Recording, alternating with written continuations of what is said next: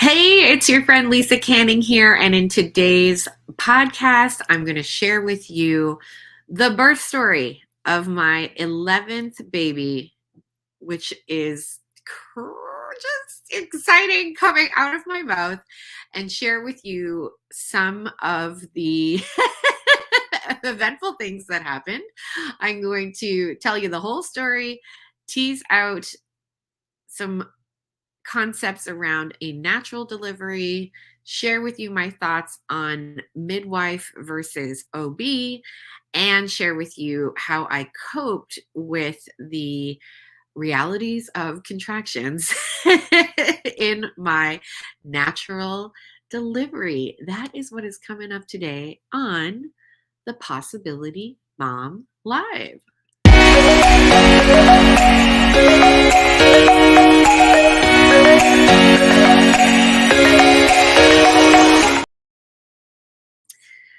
We are so excited to share with you that we had a baby girl, Lucy Matilda, which makes this 5 boys on earth and 5 girls on earth. So we are tied up 5 and 5, and we have a baby girl in heaven.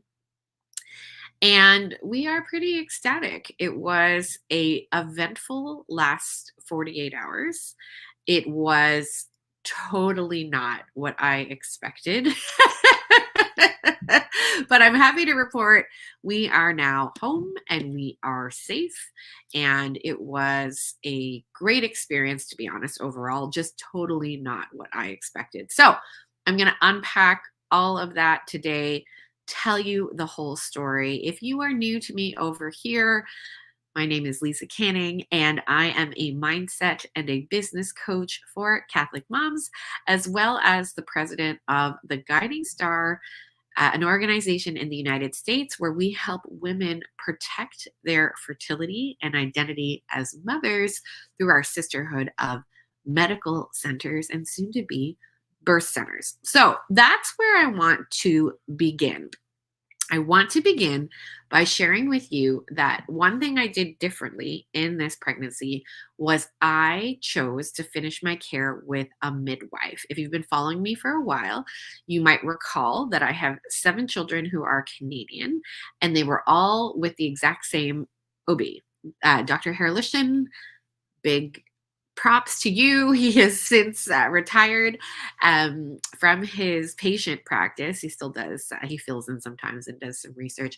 And I hope Dr. H doesn't mind me sharing, but because we saw each other for so long, like he walked with me through 7 pregnancies, we ended up in, more than just a like, we would sit, I hope he doesn't mind me sharing this, but I would give him design advice sometimes. I would sit on the paper thing and he would sometimes draw out, that kind of stuff. We got to know each other for a really long time. So in addition to providing amazing care, we just naturally got to know each other really well over the 7 babies that he helped bring into the world. Then we moved to Florida, and I had an OB in Florida. Very interestingly, a Canadian OB who was living in Florida. And so I had him for my 2 American children. And then coming back to Canada, I worked with an OB who was in the same office as my original OB.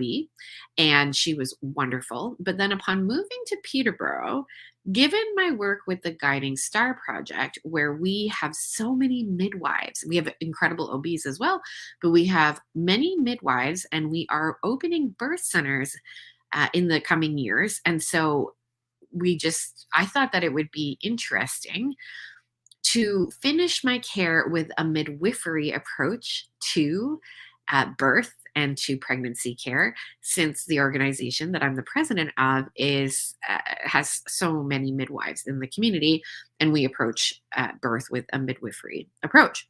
So I found an incredible team of midwives. I was only able to see them twice before I gave birth, and I'll be honest with you, I was open-minded when it came to midwifery, but I definitely didn't know very much. Now, my role in the Guiding Star Project, I've obviously had to learn a lot. I've been in this position for about 6 months now at time of recording, and I love the midwives that I get to interact with at the Guiding Star Project.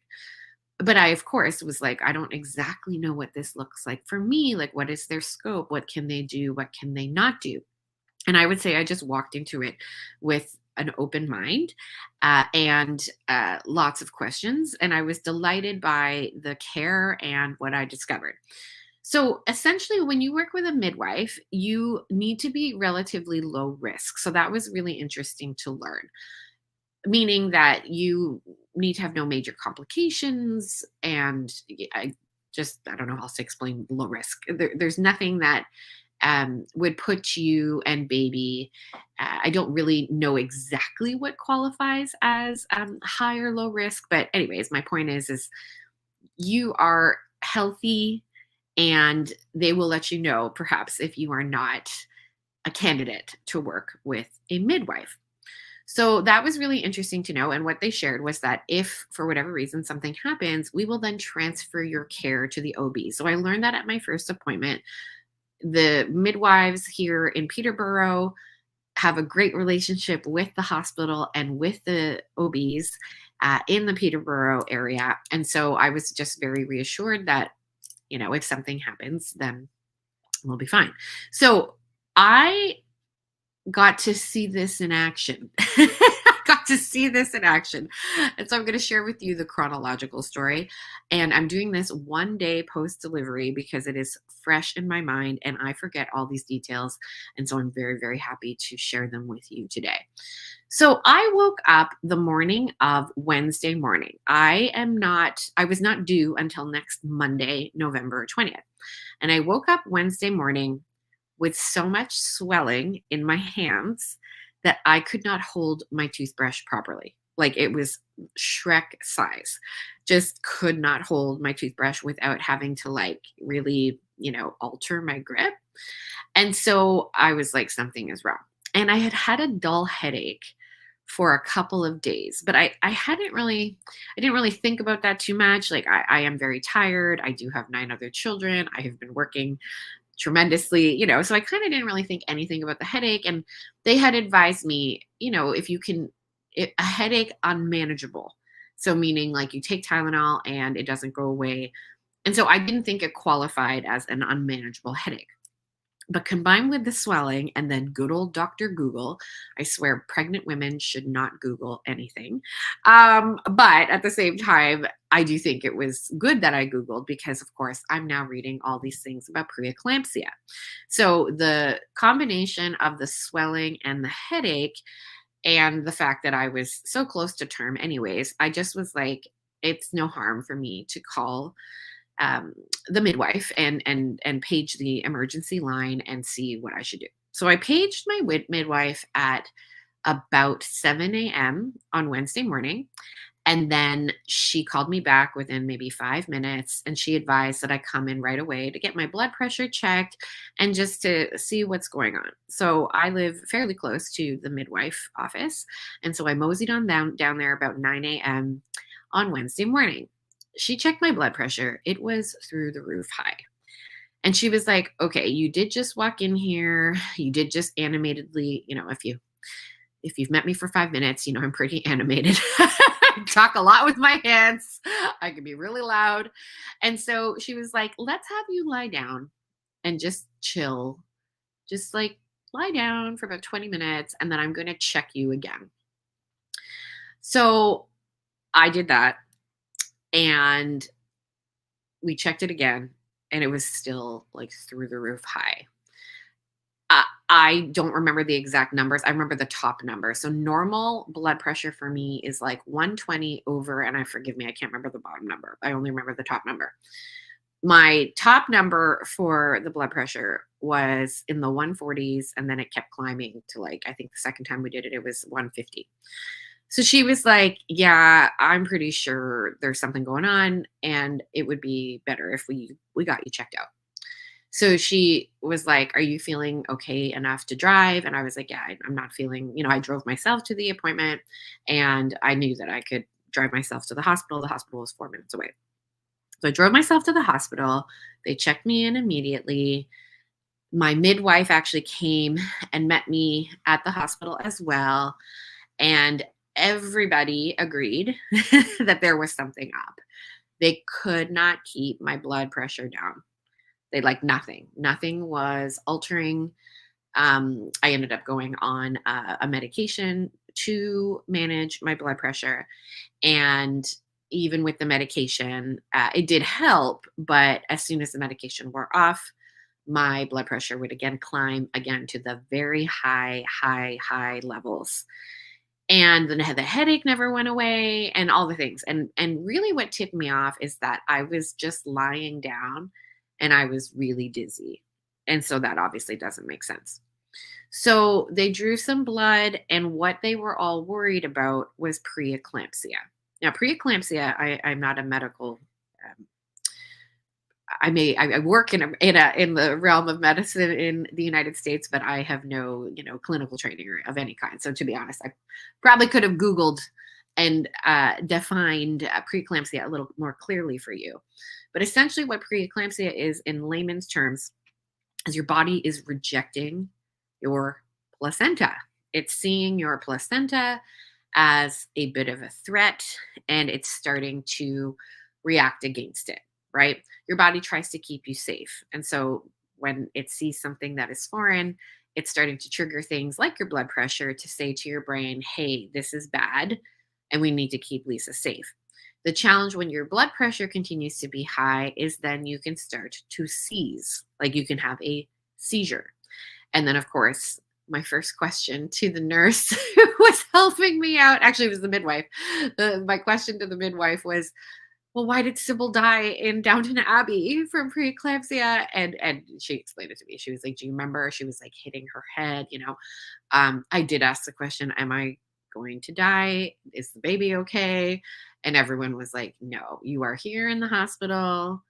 Preeclampsia is completely treatable. And interestingly, if I had come in earlier, they would have sent me home with likely blood pressure medication, but also do nothing stressful, right? But at 39 weeks pregnant, the treatment for preeclampsia is have a baby, right? The baby is fully cooked. I am practically close to term. I was definitely at term, practically at my due date, and I have always gone early. I have really never gone late. So it's not like unsafe for me to have a baby at 39 weeks. So that was the recommendation. We are going to get this labor started and we're going to have a baby today. Interestingly, this is what happens when you start with a midwifery approach. You then get transferred when it is beyond their scope. I guess that would be the most appropriate word, beyond their scope. So I was transferred to the OB at 12:15 in the afternoon on Wednesday, November 15th. And then, really fun, it turns out that my OB, who I had, was a friend of somebody that I went to college with. So that was just kind of fun. So I felt very like at ease. We were swapping stories about our mutual friend. I'm texting my mutual friend, oh my gosh, this is who's taking care of me. And it was a very collaborative effort. So my midwife stayed with me until she sort of felt like I was in a place that was comfortable and there was kind of nothing more she could do. My OB and the nurses at the hospital were incredibly helpful and kind and explained everything along the way. And so basically, I hung out for like a day. They were like, we're going to get this labor started just as soon as we're able to set you up in a room properly. I would say that this is where my mind started to get a little so.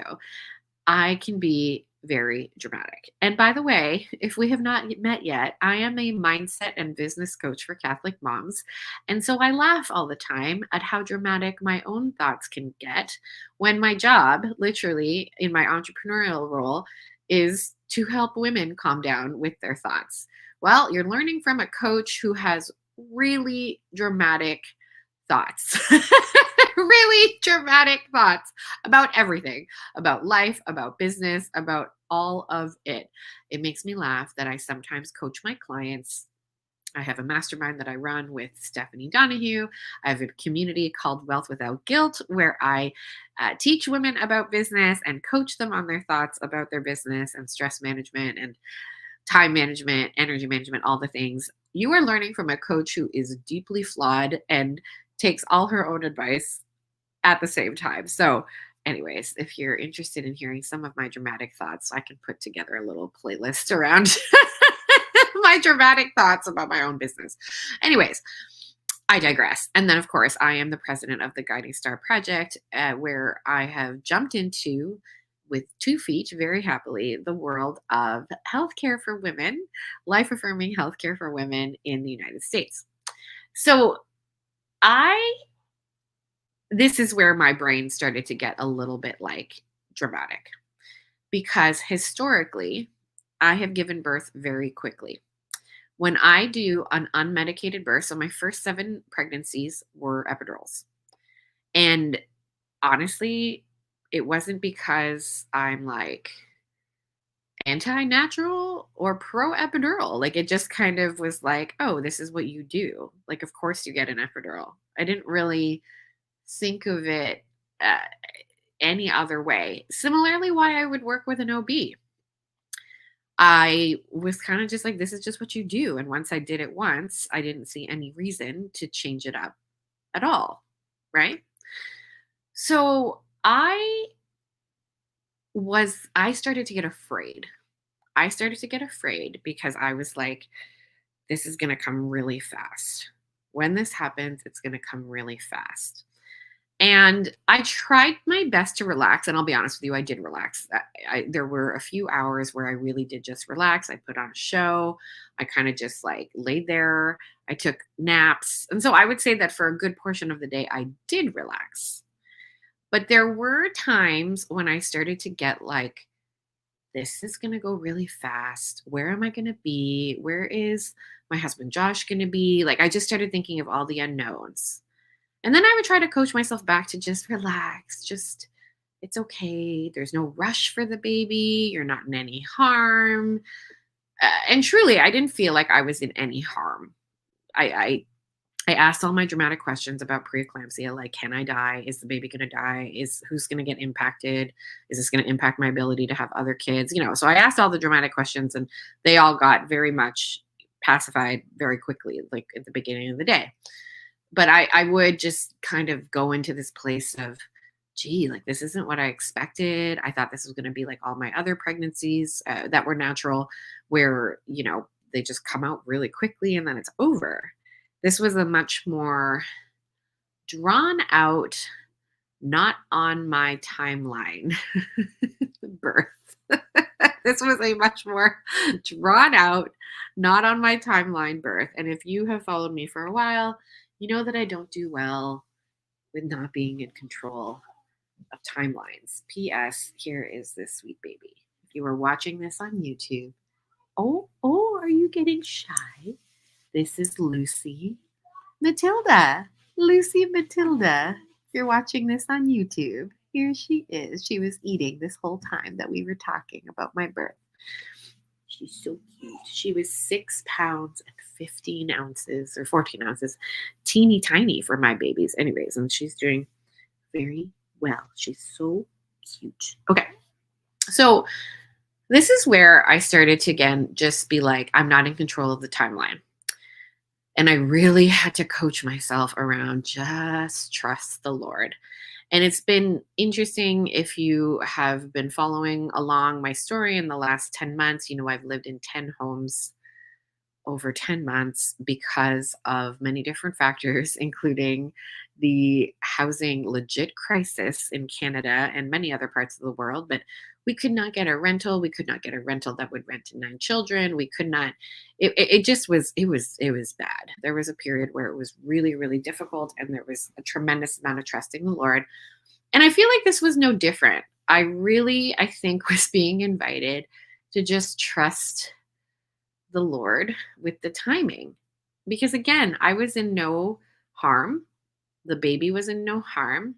There really wasn't a rush, to be honest, to like have a baby at a certain time, except for my thoughts about it.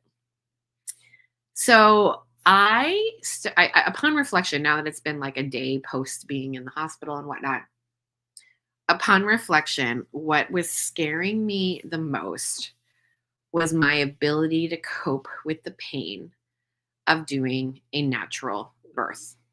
So this might be a fun time to just unpack natural versus epidural.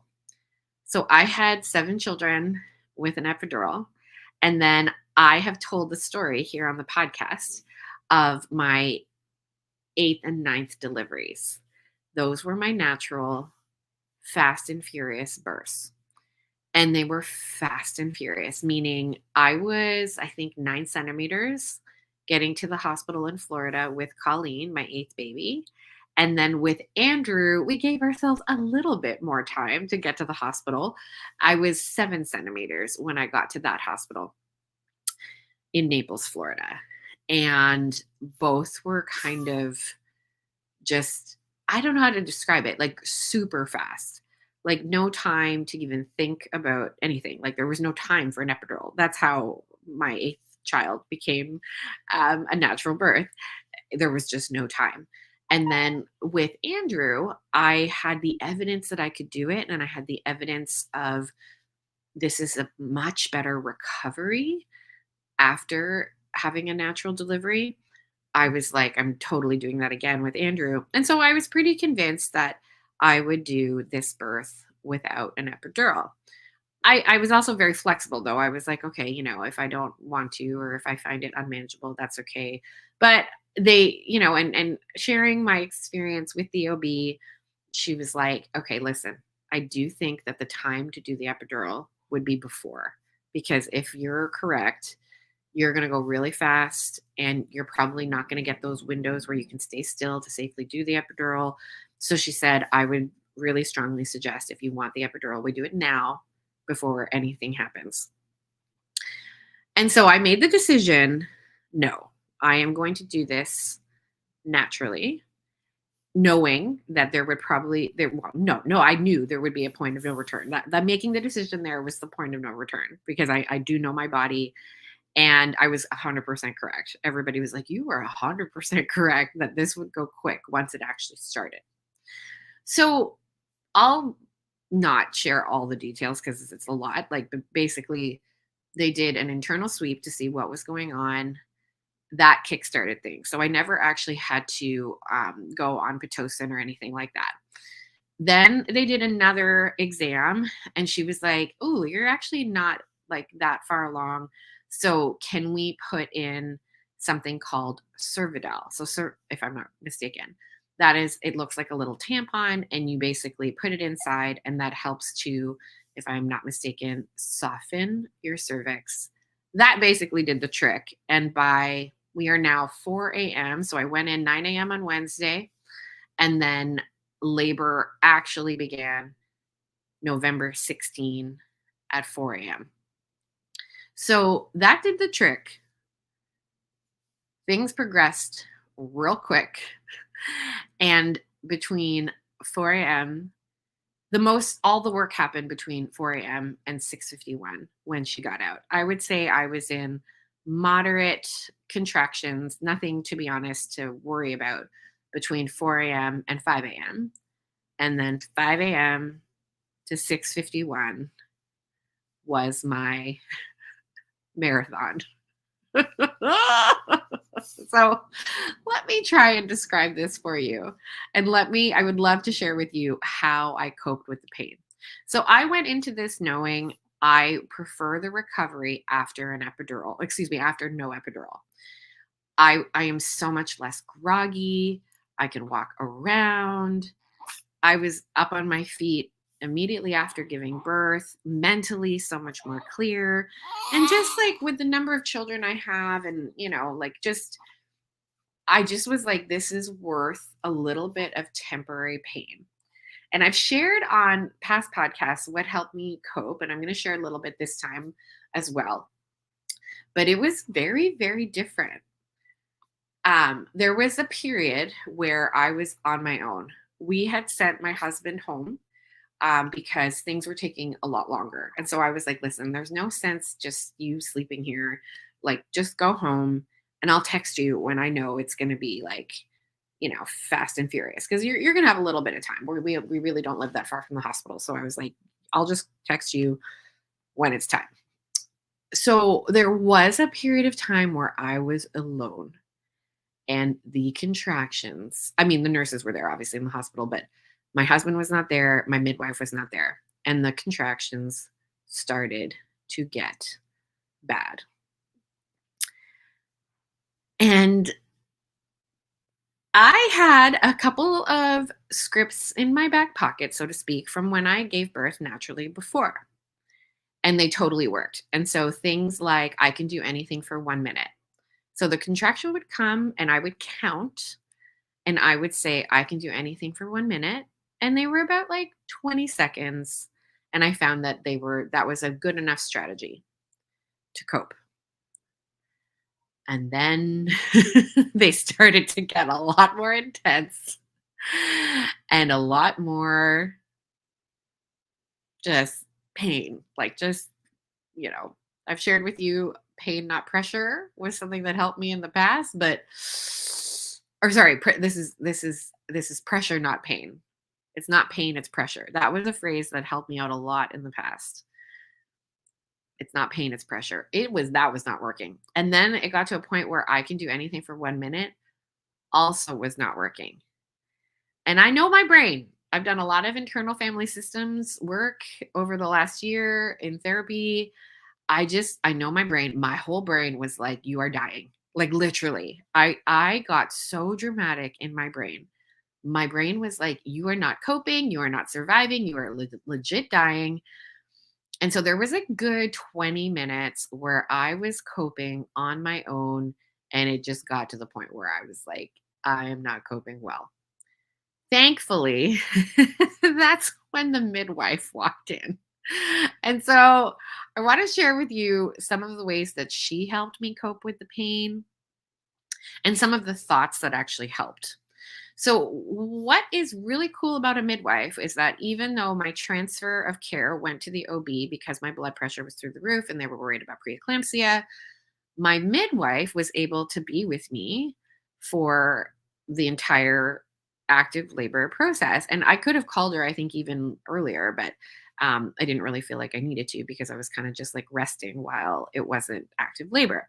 So she came and immediately started doing things like massaging my lower back. She had me on my side and she had me massage, she massaged my lower back. And she just said things that were just incredibly helpful. So she would just tell me, like, breathe slowly. And that helped to kind of calm me down, get some oxygen, in me. And she also used cues that were really, really helpful for my focus. She said, focus on peeing. And that was a really interesting one. Focus on peeing, because when you think about it, when you pee, you always get relief. So it also helped me focus just on like a very specific part of my body. Because what I found, which is totally normal, is I just would get scared. I would get really scared that I couldn't manage the pain. I was getting really scared of the future of managing more pain. You know what I mean? And she just would say, focus on peeing. And when the contractions would come and were lasting a really long time, I would just think about peeing and it would provide instant relief. From a mindset point of view, this is an interesting one that helped. I learned my M code this year and I got some coaching from a dear friend, Laura Rowland, around my motivations. And my number one motivation, according to the M code, is being visible. Another one is excelling. And so I started to use some of the things I know from my motivation of being visible and my motivation of loving to excel. And I started telling myself stuff like, If you were creating a video right now on coping with pain during a natural labor, what would that look like? And that instantly made me be like, you would be like a rock star at breathing. And so I would just be like, okay, we're going to do like the rock star video of breathing. Similarly, because I love excelling, it was a similar one. Like, what is the best way to exemplify? Like, how can you excel at natural birth coping? And similarly, that just really helped to take my brain out of, you know, pain and fear and into something manageable. And I swear it worked like immediately. So that combined with the massaging, combined with just somebody else there to remind me that I was doing a great job was what helped me cope with the pain. And so, like I mentioned, between 5 and 6:51 a.m. is when most of the like active labor happened. So I would say I was in a pretty like 7 to 10 level pain. Like if I remember I was at 4 a.m. If I remember correctly, I was at 4 centimeters. Yes. At 4 a.m. I was at 4 centimeters. And then and then it just progressed really quickly from there. So I went from 4 centimeters to 10 centimeters and meeting this sweet girl in 2 hours, basically 3 hours, I guess. 6:51 is when she finally came out. So it was a powerful experience to actually give birth. In the past, when I had my epidurals, it would take as long as 12 pushes to get the babies out, because it is just a little bit of a different experience. You can't really, I mean, you do feel the pressure, but you don't really feel exactly what's going on. Like you can't really feel when the baby is like out or coming out. Like that's the point of an epidural, right? You do feel the pressure a little bit, but not like when you have no pain, like when you can feel everything happening down there. And I don't know if it's because like you're kind of ready for it to be done, like you're ready to feel the relief of no more active labor, or I don't know what, to be very honest with you. That's how I would describe it. The actual like big pushing, like tuck your chin, bear down, like really focus on your bottom, like that kind of a thing. It's like you've worked so hard and you're like really ready to meet your baby. In my experience, it's only a few pushes, like 3 big pushes or 4 big pushes, and babies fly out. And they really do. This little sweet little baby Lucy was two big pushes. I remember at one point she was like, my midwife said, if you roll over on your back, you will have a baby. And so I remember not being able to register it in the moment. I was like, wait, what are you saying? She was like, just roll over and the baby's going to come out. And that's literally what happened. I rolled over and she just was like, okay, now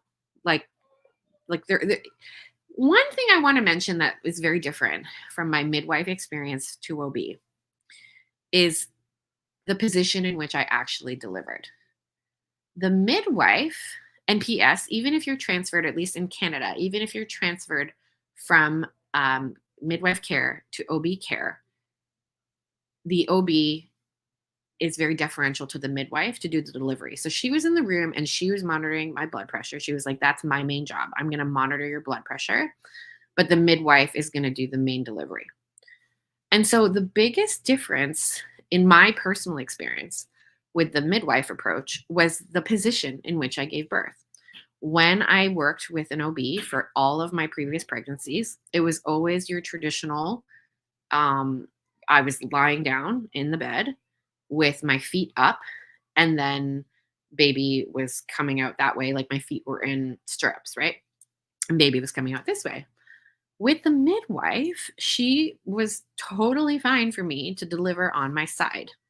We didn't end up delivering that way, but she was like, "You can deliver the baby this way if you want right now." But she said, "But if you want to roll over, the baby's going to come out." Really interesting. And I did not have my feet up in stirrups or anything like that. She obviously, spread my legs out, but like there was not that same I guess I'm going to use the word conventional, I guess, like which I had for all my other pregnancies. It was much more me led. And the other thing that was interesting, because again, I've done this a few times, they always told me a fairly similar thing, like bear down. That was a phrase that was used by my OB approach. Get ready to bear down. Okay, it's time to bear down. The midwife did not say that. The midwife just said, and apologies, everybody, those of you listening to my podcast, if this grosses you out, now I want you to focus on pooing. I just thought that was an interesting difference. So before, to pain manage, it was like focus on peeing, and that brings relief. I heard her explaining it to the people in the room. And then she was like, okay, now focus on pooing. I just want you to focus on pooing. And 2 pushes later, like she flew out. And another big, and again, apologies listening, those of you, this is getting TMI, no tearing. With my natural births, no tearing has happened. And I have always had some like minor type of tear and a stitch needed with all my other ones. But with my natural ones, for whatever reason, and I'm really curious why, no tearing. So in a lot of ways, this was an odd delivery, but it was also a really awesome delivery. It was odd because it wasn't what I expected. And again, I don't do well with things that I cannot plan and control, which is probably yet again another example of the Lord helping me to give up control and just be like, can you please already just trust me with how things are going to go? I'm very hard-headed. And for me, it was the waiting. It was the waiting for like such a long time, like monitoring, is this preeclampsia, monitoring all of that stuff. That's what was so hard for me, that it wasn't just sort of like I was at home and then I was at 7 centimeters and then out comes the baby and it's not that much time in the hospital. But because it was so lengthy and because there was a little bit of fear around what was happening, I was not relenting of control of when the baby was going to come. But the part that was so awesome, so that was the part that was odd. The part that was so awesome was how everyone interacted in the delivery room. I just thought that was the coolest part. I had never seen a midwifery approach to birth, and I had never seen what it looks like for an OB and a midwife and the nursing team in the hospital to all work together. And I was just honestly so delightful. Like I was delighted. I was so delighted. Like everyone was, I cried just talking about it. Everyone there was there to support me in my birth. Everyone, OB, midwife, nurses, everyone was very deferential to what I wanted. Like it was constantly asked, like, is this okay with you? If it's all right, I'm gonna do blank. How do you feel about blank? Like I was constantly asked and constantly considered, I would say, in my personal experience.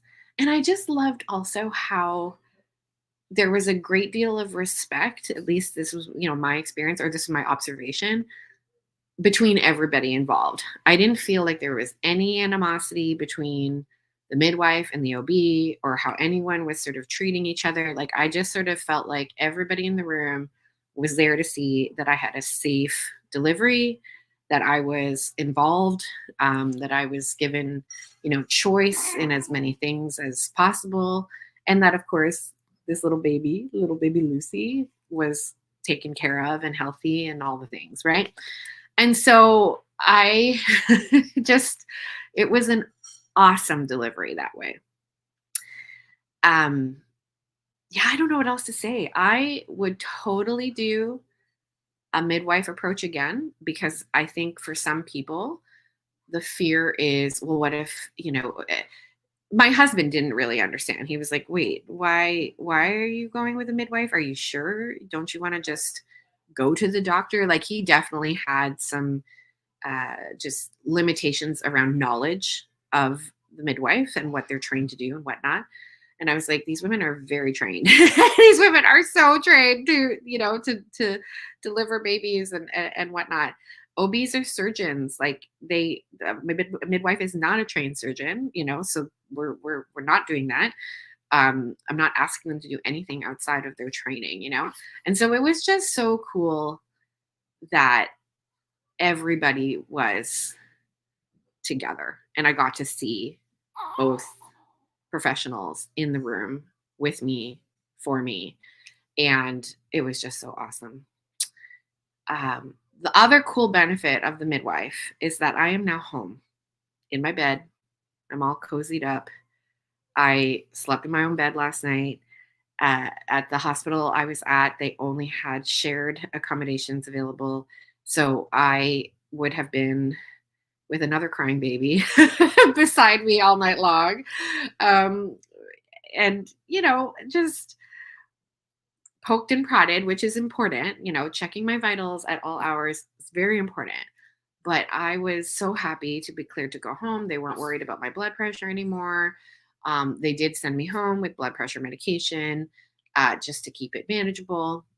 And my midwife is coming here today, right? So I'm just so grateful. I think, I can see this comment here, Ida. I'm currently pregnant. This is from Ida. I'm currently pregnant with my sixth child. All my pregnancy have been with epidurals, and I would love to try it naturally, but I have a tendency to get fatigue and sometimes even pass out. So I'm afraid that the reason my body would not tolerate it. So it's a battle of wanting it to be hopeful and optimistic, but also realistic about the unknown and what could happen. It scares me if it's bad. Yeah, totally. I totally understand this. And that's why I would say, like, the midwife was an incredible source of support in managing that pain. And that's, I just like, I could scream this from the rooftops. Like, she was with me for every single contraction, managing both my body and my mind. And it was just awesome. Mindy says, I've worked with OB and midwife experience was much better. Um, I think what I'm delighted about in my experience is that I got to see the best of both. I got to see my OB really care about this blood pressure issue and be very, very like on top of that. And then I got to see my midwife manage every single contraction with me. Like she did not leave my side. There was nothing else that she was focused on than my ability to manage. And that was just incredible. So here's the funny story about my husband. So, like I said, we just decided, and I knew the risk. Like I knew that he might miss the delivery if he went home. But I was like, I'm pretty sure the way things are progressing is that we're not having this baby like anytime soon. And he was all set up to like sleep on the little cot. And I just was like, you know what, go home. Like we live so close to the hospital now.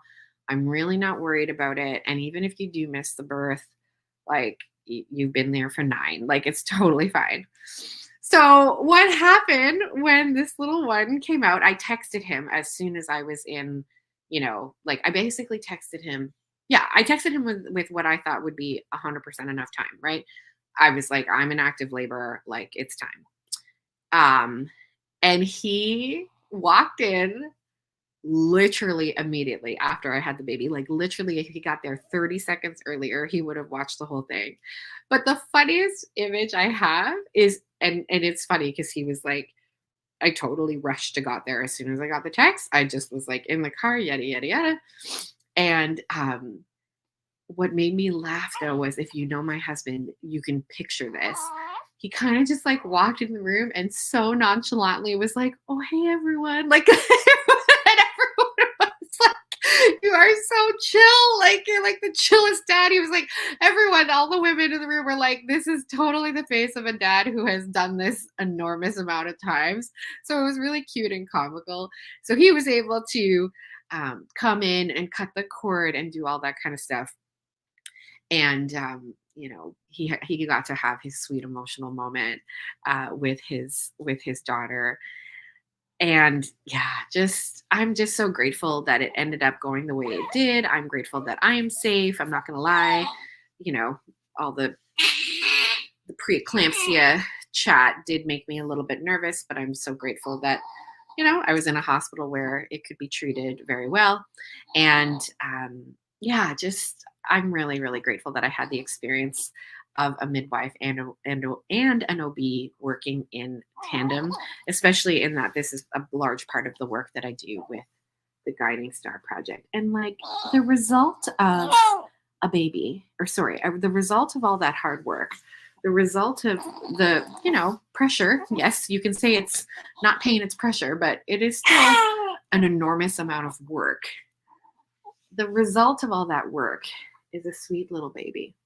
And it's been so much fun to come back to my other kids, to see their reactions. I've been sharing a little bit on Instagram of their own reactions. So feel free to come visit me at Lisa Canning and check that out.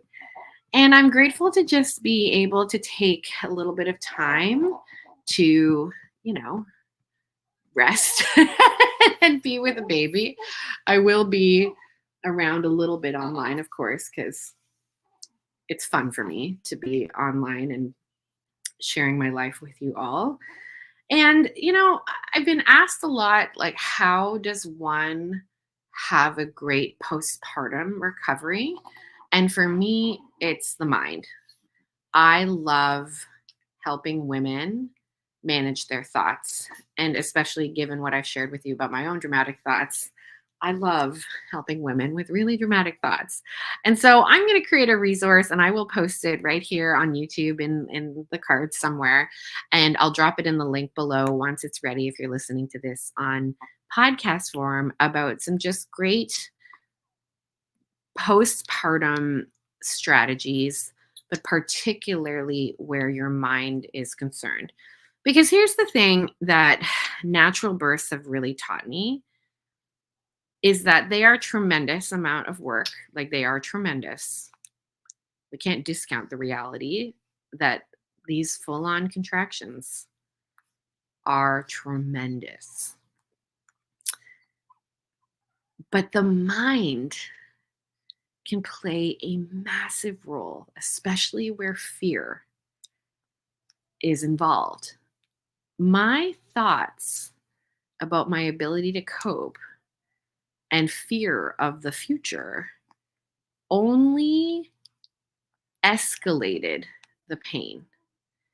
And it was as soon as I just stayed in that moment, in that true 60 seconds, and didn't worry about how much more I had to go, didn't worry about my future exhaustion or future overwhelm. What I've just really learned, I mean this so sincerely, about this season of life that I've been in, is every time I ask myself the question, I don't know how much more I can take, it does not yield anything fruitful. And it can be very difficult remaining completely in the moment. But that's what I would say has been the fruit of this very interesting season of my life, living in 10 homes over 10 months, moving back to Canada from the United States, having to just, grieve parts of that process, like grieve the friendships that I don't see in person all the time anymore. And even my things, like leaving behind a lot of things because of just reality of moving, and all that, and just having to really relent of control and relent of my preferences. The biggest fruit has been a tenderness and a docility to what the plan is that the Lord has for me, and also to just simply live very, very much in the moment. And so that is my that's what I want to share on this podcast, is that whether you are navigating your first birth or many births, whether you are navigating uh, working with an OB or a midwife or choosing a natural birth. And what's cool about a natural birth is that you can, you do have choice, unless you're really like me and you're going to go really, really fast, but that's not usual. That is a result of me having so many um, children. I know that I go really fast with an unmedicated birth, but just that your mind can handle, I think, more than you think. And that with the Lord and whatever his plan is for you, so much more is possible than you ever imagined. Thank you so much. I see this sweet comment from Allie. Allie, thank you. So happy for you, Josh, and the kiddos. We had baby number 4 on October 1st. Congratulations to you, Allie. And so I've been watching and waiting for your rainbow's arrival. No doubt sweet Auntie Judy was praying over her mama and baby sister safely. Deo gracias. And Robin says, congratulations, Lisa and family. God bless you as you enjoy this sweet newborn time. I love the newborn time. Sheila shares that she had 1 OB and 2 midwives for her. And with the midwives, they did not have students treating me like a case study. Midwives put the baby's voice and agency and her needs and wants first in her experience. That is awesome, Sheila.